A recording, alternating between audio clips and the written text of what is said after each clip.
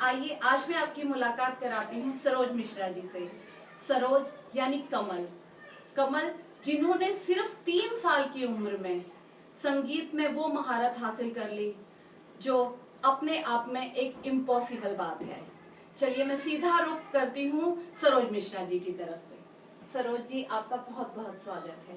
मैं सबसे पहले आपसे ये पूछना चाहूंगी कि आप संगीत में कहाँ कहाँ तक पहुंच पाई हैं, यानी किन किन उपलब्धियों को आपने छुआ है? हिमा जी, सबसे पहले मैं आप सबका शुक्रिया अदा करती हूँ कि आपने हमें इस काबिल समझा कि आज मेरा आप इंटरव्यू कर रही है ना। तो शुरुआत तो बचपन से हो गई थी फिल्मी गानों से। बंगाली गाना मैंने सबसे पहला गाना बंगाली का है। उसके बाद मैं धीरे धीरे फिल्मी गाने गाती रही। फिर गुरुओं से सीखना शुरू किया। पापा को चूंकि बहुत शौक था कि बच्चे मेरे अच्छा गाएं, तो एक के बाद एक वो गुरु जी आते थे तो दूसरे जाते थे, ये सिलसिला लगा रहता था। तो धीरे धीरे जहाँ उनका तबादला होता रहा, हम सीखते रहे। उसके बाद हमारी शादी हुई। थोड़ी जल्दी शादी हो गई। तो हस्बैंड भी बहुत म्यूजिक लवर थे। उन्होंने कहा नहीं, तुम इसको कंटिन्यू करो क्योंकि ये तुम्हारा शौक है। फिर मैंने किराना घराना अपनाया। श्री जगदीश मोहन जी दिल्ली में है, अब नहीं रहे। उनसे मैंने शिक्षा ली। और जबकि लोग मुझसे पूछते हैं कि आप बनारस की हैं, आपने बनारस घराना क्यों नहीं अपनाया, किराना क्यों अपनाया?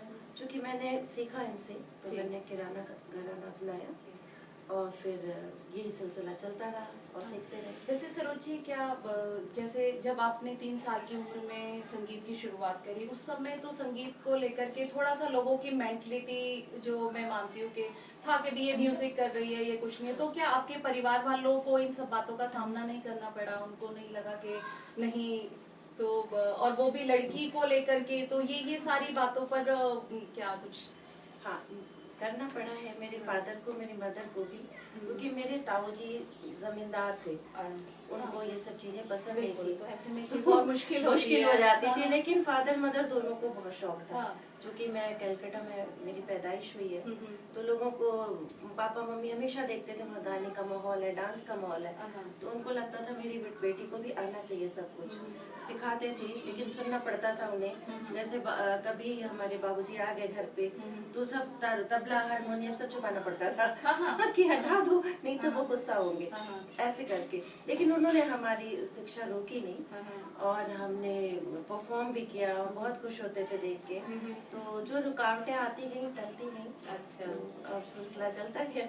तो आपने म्यूजिक एल्बम्स भी बनाई हैं, उनके ऊपर भी काम किया है, और स्पेशली आपकी क्या आपका इंटरेस्ट जो है वो गजल की तरफ आता है या क्लासिकल म्यूजिक या फिल्मी? आप किस क्षेत्र को ज्यादा पसंद कर रही हैं?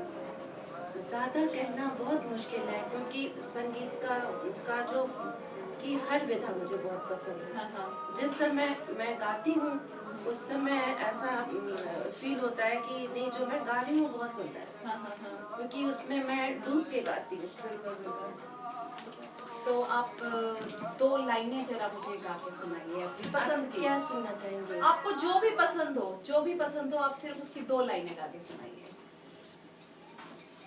लता जी को सबसे पहला गुरु मैं फिल्मी गानों में लता जी को मानती हूँ। बिल्कुल। उनके लिए 2 लाइनें कहना चाहूंगी।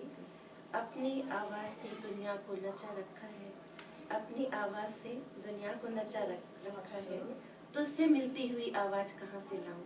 वाह वाह वाह वाह वाह वाह। बस वहाँ तक तो मेरे ख्याल में भारत में नहीं, दुनिया में कोई नहीं पहुँच सकता। उनकी पूजा करते हैं लोग, उनको सरस्वती स्वर की देवी, हाँ, दूसरा रूप मानते हैं लोग। मैं कुछ भी नहीं गा सकूंगी, बस कोशिश करती हूँ। बिल्कुल बिल्कुल। मैं लग जा गले। बिल्कुल बिल्कुल। लग जा गले कि फिर हंसी रात हो न हो,